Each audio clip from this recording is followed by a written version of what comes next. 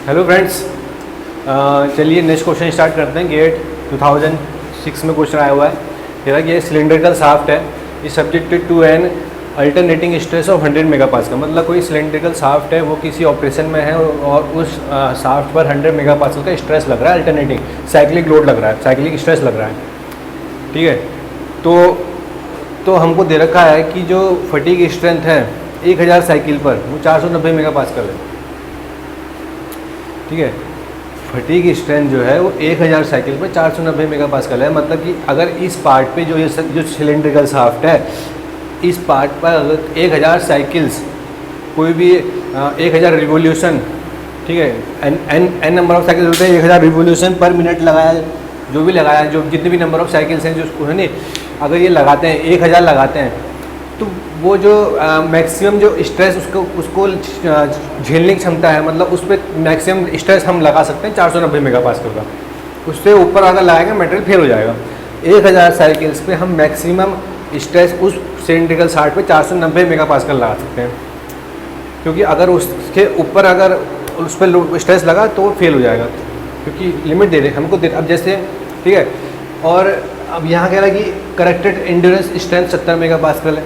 मतलब कि corrected endurance strength वो स्ट्रेस है जो इनफाइनाइट नंबर ऑफ साइकिल्स पे इनफाइनाइट नंबर ऑफ साइकिल्स उस पर लग सकती हैं और वो मटेरियल फेल नहीं हो 70 मेगापास्कल तक का। मतलब उसकी जो लिमिट है 70, जैसे 1000 साइकिल पे हम 490 मेगापास्कल तक का स्ट्रेस फटीग स्ट्रेंथ, उस पर अगर कोई भी लोड लगा 490 मेगापास्कल तक का तो उसे कोई दिक्कत नहीं होगी। ऐसे ही 70 मेगापास्कल पे इनफाइनाइट नंबर ऑफ साइकिल्स का लोड लगेगा तो उस पर कोई दिक्कत नहीं होगी। 70 मेगापास्कल तक उस पर load infinite number of cycles लगा दो, कितनी भी साइकिल्स उस पर लोड लगा दो 70 मेगापास्कल तक। ऐसे इसका मतलब ये है, और ये होता है, इसको कहते हैं एंड्योरेंस स्ट्रेंथ, ये है करेक्टेड एंड्योरेंस स्ट्रेंथ। ठीक है, तो इसमें 70 मेगापास्कल तक इनफाइनाइट नंबर ऑफ साइकिल्स, मतलब कितने भी नंबर ऑफ रिवोल्यूशन तुम उस पार्ट को दे दो, कितने भी नंबर ऑफ रिवोल्यूशन सिलेंड्रिकल जो शाफ्ट है कितने भी नंबर ऑफ रिवोल्यूशन ही चलता रहेगा। 70 मेगापास्कल इस पर स्ट्रेस अगर लगा हुआ है और ये कितने भी रिवोल्यूशन लाइफ टाइम चलेगा, कभी तब तक चलेगा जब तक इस पर कोई भी क्रैक ना आ जाए, कोई भी डिसकंटिन्यूटी ना आ जाए, कोई सरफेस क्रैक ना आ जाए, तब तक चलेगा ये इनफाइनाइट नंबर ऑफ साइकिल्स पे। ये बशर्ते है कि इस पर कोई स्ट्रेस ना हो, मतलब कोई क्रैक ना हो। मुझे सरफेस पे क्रैक आ जाता है, किसी भी कारणवश आ जाता है, इसकी प्रॉपर केयर हो जाए तो इनफाइनाइट नंबर ऑफ टाइम चलेगा 70 मेगापास्कल पर। बस ये है कि प्रॉपर केयर होनी चाहिए, कोई भी क्रैक ना हो, कहीं भी डिसकंटिन्यूटी ना हो। ठीक है, प्रॉपर केयर हो, तो इसका मतलब ये हो गया।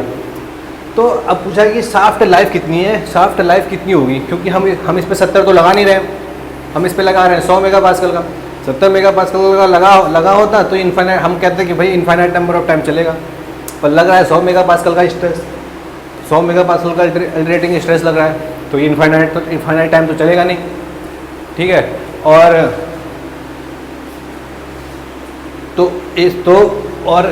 1000 साइकिल की 490 लग रहा है, तो 1000 साइकिल से थोड़ा ज़्यादा ही चलेगा और इनफाइनाइट से कम चलेगा। तो वही निकालना है कि इनके बीच में जो चलेगा कितना चलेगा। 100 लग रहा है तो कितने नंबर ऑफ साइकिल से झेल सकता है, तो उसी तरह से डिज़ाइन करेंगे। तो एक ग्राफ आता है एसन कर्व करके, लॉग ग्राफ होता है, उसको हम लॉग ग्राफ करते हैं। लॉग के उसमें टर्म में रहता है, क्योंकि नंबर ऑफ साइकिल्स बहुत इनफाइनाइट नंबर ऑफ साइकिल्स होती हैं, तो हम उसको कैलकुलेशन को सिंप्लीफाई करने के लिए लॉग के टर्म में ले लेते हैं। तो ये एसन कर्व हो गया। ठीक है, लॉग ऑन बेस 10 ऐसी। ठीक है, और लॉग ऑन बेस 10 एन जो हो गई नंबर ऑफ साइकिल्स। अब इसमें दे रखा है कि हमको जैसे अब ये होता है ना कि जो ग्राफ है, कई सारे मटेरियल के हिसाब से जो किस टाइप का मटेरियल है चेंज होता रहता है। जैसे स्टील है तो स्टील के लिए दूसरा ग्राफ होगा, एल्यूमिनियम है उसके लिए दूसरा ग्राफ एसन का कर्व का होगा। तो उसमें जो कर्व होते हैं ना वो चेंज होते रहते हैं, किसी में स्ट्रेट लाइन स्लोप रहता है, किसी में कर्व बना होता है। तो हम ज़्यादातर तो स्टील के केस में जो होता है वो स्टील का केस लेते हैं। ठीक है, हम कैलकुलेशन करने के लिए हम मान के चलते हैं कि स्टील है। जैसे कि अब ये स्टील का केस है, जो मैं ग्राफ बना रहा हूँ ये स्टील का केस है। ठीक है, तो इसमें कह रहा है कि अब देखो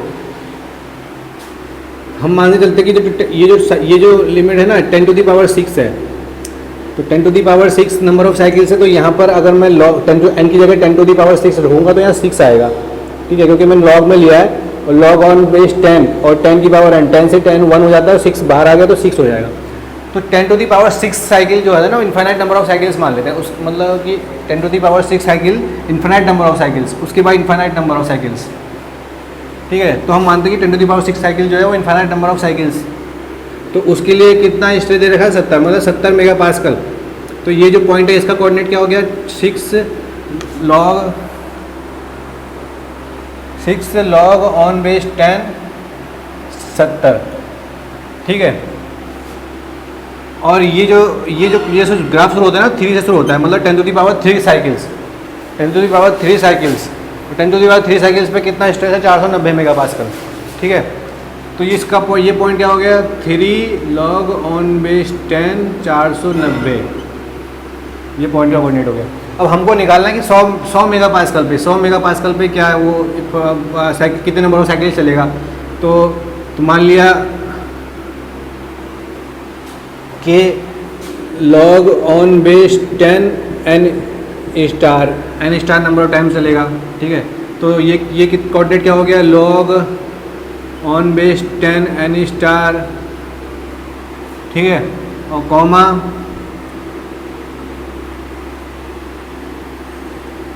ये तो x एक्सेस हो गई और ये y एक्सेस, मतलब 100 मेगापास्कल, मतलब लॉग ऑन बेस 10 100, ठीक है। तो अब आप देख रहे होगे कि मैं यहाँ पर इसको नेमिंग कर देता हूँ ABCDE। अब ये ट्रायंगल ABC दिख रहा है आपको, ये सिमिलर है ट्रायंगल DBE के, देखो सिमिलर है ना, सिमिलर वाली कंडीशन हो गई जो मैथमेटिक्स में यूज करते हैं, सिमिलर है DBE के, ठीक है। तो इसमें तो सिमिलर की कंडीशन है, तो सिमिलर वाला कॉन्सेप्ट यूज करते हैं ट्रायंगल में जो सिमिलर कॉन्सेप्ट होता है। तो इसमें AC ओवर BC का जो रेशियो है वो बराबर होगा, AC और BC का जो रेशियो बराबर होगा DE और ओवर BE का रेशियो, ठीक है। AC कितना है, AC है log on base 10 490 minus log on base 10 70 divided by BC कितना है 6 माइनस 3, ठीक है। DE कितना है, DE ये कितना है log on base 10 100 minus log on base 10 70 divided by BE कितना है 6 minus log on base 10 n star, ठीक है। अब इसको सॉल्व करते हैं, कितना आएगा लॉग 490 माइनस लॉग 70 3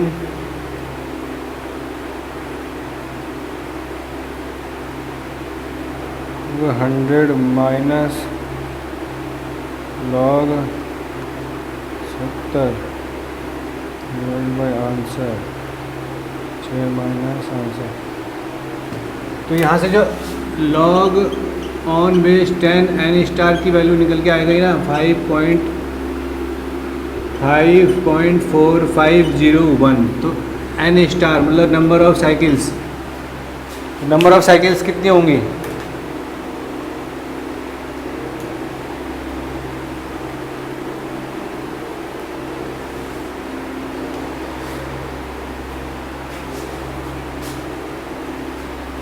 टू 81913.59,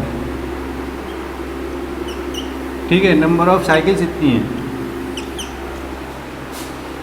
मतलब 2,81,913 नंबर ऑफ साइकिल्स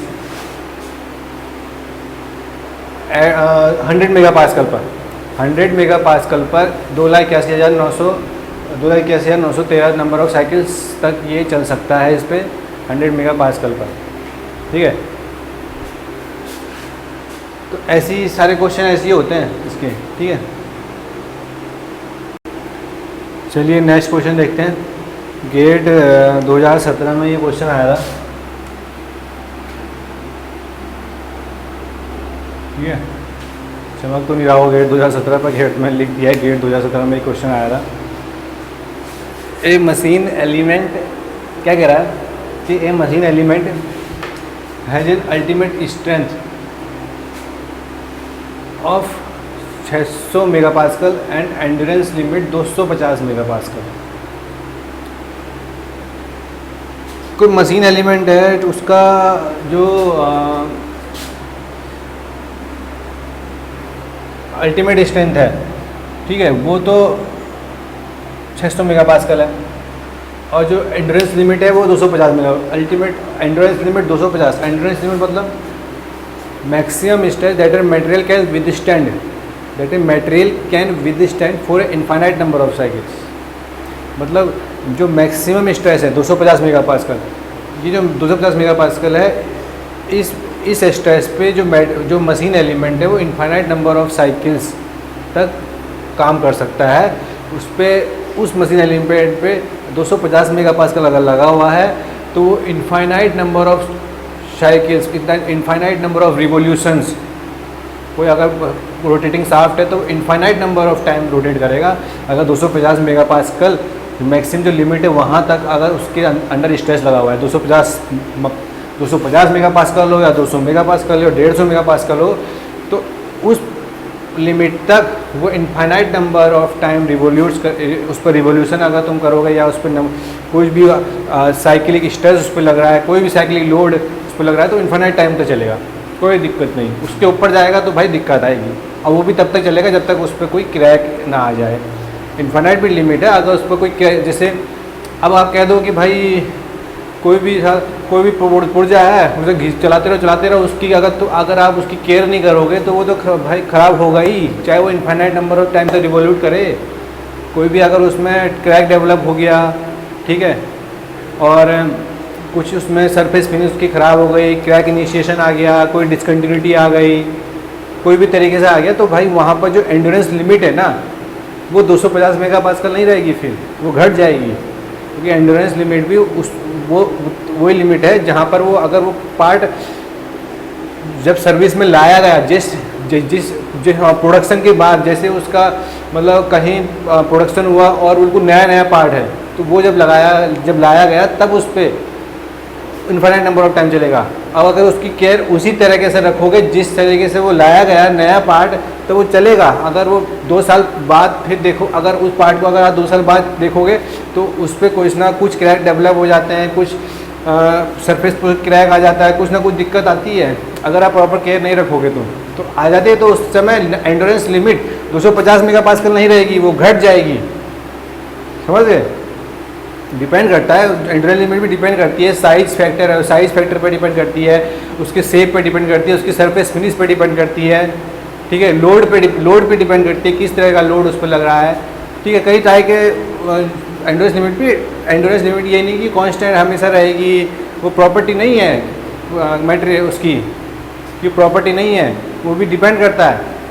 मटेरियल की प्रॉपर्टी नहीं है एंड्योरेंस लिमिट कि वो मटेरियल की प्रॉपर्टी मतलब जैसे डेंसिटी है तो मटेरियल की प्रॉपर्टी है तो भाई कांस्टेंट ही रहेगी चाहे कितना भी खींचो, ऐसा नहीं है। एंड्योरेंस लिमिट मटेरियल की प्रॉपर्टी नहीं है, वो भी घटेगी अगर उस पर प्रॉपर केयर नहीं करा। कुछ टाइम बाद उसमें भी कुछ चेंजेज आएंगे एंड्योरेंस लिमिट में भी, तो इसलिए मैं कह रहा हूँ, ठीक है। तो 250 मेगापास्कल इस टाइम पे 250 मेगापास्कल इसकी एंड्योरेंस लिमिट बता रखी है। सो जब स्पेसिफिकेशन लिखते हैं ना, जब कोई भी पार्ट आता है तो उस पर दुनिया भर की स्पेसिफिकेशन लिखी जाती है कि ये इतना चलेगा, वो तब चलता है जब उसकी आप प्रॉपर केयर करोगे। नहीं करोगे तो वो उसी कोई ये थोड़ी कि तो मुझे ऐसे उठा के पटक रहे हो तो तब भी चलेगा मौज में, नहीं समझे।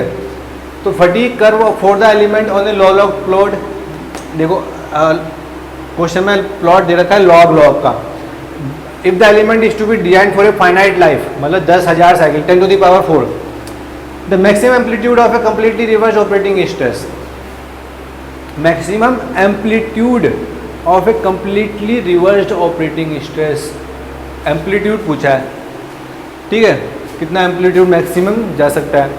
अब आप देखते हो कम जब भी फटीक की साइक्लिक लोडिंग की बात करें, फटीक की बात करें तो दो स्ट्रेस आते हैं, सिग्मा एम और अल्टरनेट और सिग्मा एम्पलीट्यूड। जो सिग्मा जो मीन स्ट्रेस है ना वो इफेक्ट करता है साइक्लिक लोडिंग पर, ठीक है।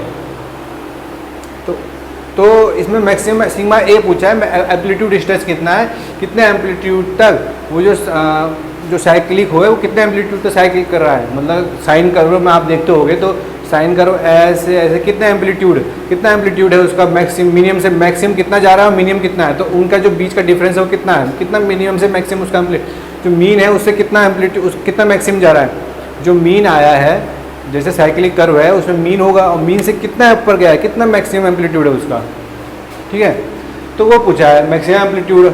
तो अब हम यहाँ पर क्या करेंगे, देखो हमको पूछा कि 10,000 फाइनाइट लाइफ, उसने बता दिया कि भाई मुझे 10 टू द पावर 4 साइकिल्स पे मुझे बता दो कितना मैक्सिमम एम्पलीट्यूड है स्ट्रेस, ठीक है। तो हम क्या करेंगे, हमको एंड्योरेंस लिमिट पता है 250 मेगापास्कल, ठीक है। तो जो ये इसका पॉइंट का कोऑर्डिनेट क्या होगा, 6 log ऑन बेस 10 250, क्योंकि ये एंड्योरेंस लिमिट है फाइनाइट नंबर, ठीक है। और यहाँ पर हमको ये इक्वेशन दे रखी थी, यहाँ पर अल्टीमेट स्ट्रेंथ 0.8 से हम अगर 600 को मल्टीप्लाइड करें, ठीक है, कितना होगा 8 6 48 480, तो मैं यहाँ पर हटा के 480 लिख रहा हूँ। वैसे क्वेश्चन में 0.8 SU पहले से दे रखा था कि 0.8 टाइम्स ऑफ अल्टीमेट स्ट्रेंथ, तो 0.8 का अल्टीमेट स्ट्रेंथ अगर मल्टीप्लाई करेंगे 600 से 480 आएगा। अब हमको निकालना है भाई 10 टू द पावर 4 साइकिल्स पे कितना एम्पलीट्यूड स्ट्रेस है। तो 10 टू द पावर 4 साइकिल्स मतलब अगर मैं 10 टू द पावर 4 रखूँ यहाँ n की जगह n और 4 आएगा यहाँ, तो ये आएगा 4। तो यहाँ से तो यहाँ पर हम निकालेंगे 4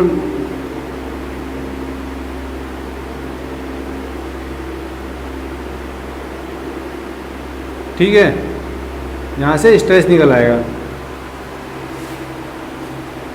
the maximum amplitude of A completely reversed operating stress, ठीक है। तो अब ये आ गया, अब क्या करेंगे, यहाँ से इसकी वैल्यू निकालेंगे, तो कैसे निकलेगा बताओ। जो क्या कहते हैं, एक ट्रायंगल बन रहे हैं, 2 ट्रायंगल बन रहे हैं ना, 2 ट्रायंगल बन रहे हैं। अब जो 2 ट्रायंगल बन रहे हैं, एक ट्रायंगल ये हो गया, एक ट्रायंगल ये हो गया, सिमिलर ट्रायंगल ए। अब ये बी है, ये सी है, ये मान ली डी, और मैंने नेमिंग कर दी, ठीक है। अब जो ट्रायंगल ए बी सी है, ट्रायंगल ए बी सी वो ट्रायंगल डी बी ई के सिमिलर है, सिमिलर टू,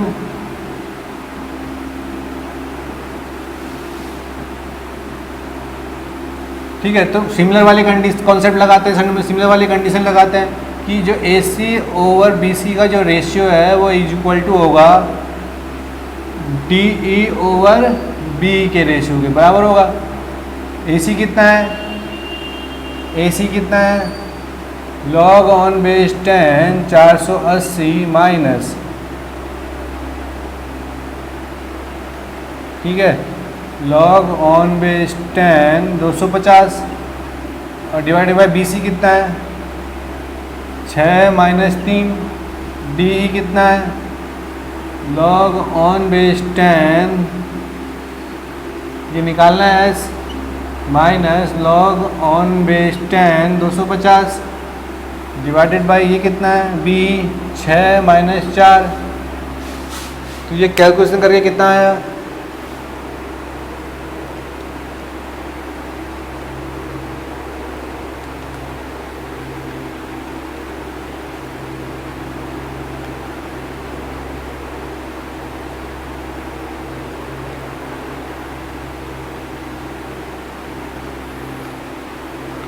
ठीक है। तो यहाँ पर जो log ऑन बेस 10 ये इसकी वैल्यू आ गई 2.5868।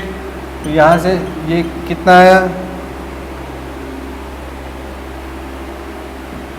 ये आ गया 386.195 मेगा पास्कल। ठीक है कि ये आ गया इसका आंसर। ये मतलब कि 10,000 साइकिल, अगर 10,000 साइकिल पे इतना स्ट्रेस होना चाहिए, समझे, इतना जो उसका एम्पलीट्यूड है, maximum amplitude, completely reversed operating stress, वो इतना होना चाहिए। अब मैं जैसे इसमें कम्प्लीटली रिवर्स्ड ऑपरेटिंग स्ट्रेस दे रखा है ना, तो अब यार आप ये कहोगे यार ये एम्पलीट्यूड स्ट्रेस, ये तो एम्पलीट्यूड स्ट्रेस होना चाहिए था, एम्पलीट्यूड स्ट्रेस, और ये समझ में नहीं आया कि एम्पलीट्यूड स्ट्रेस और वो सब चीज़ें हैं नहीं।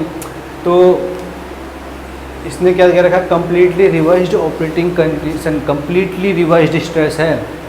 कम्प्लीटली रिवर्स्ड स्ट्रेस में आपको पता होना चाहिए जो सिग्मा एम जो होता है वो 0 होता है। ठीक है, सिग्मा एम की जो वैल्यू आती है ना मीन स्ट्रेस की, वो 0 आती है।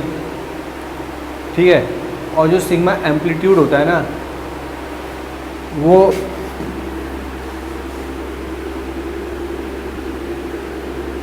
सिग्मा एम्पलीट्यूड क्या होता है पता है आपको?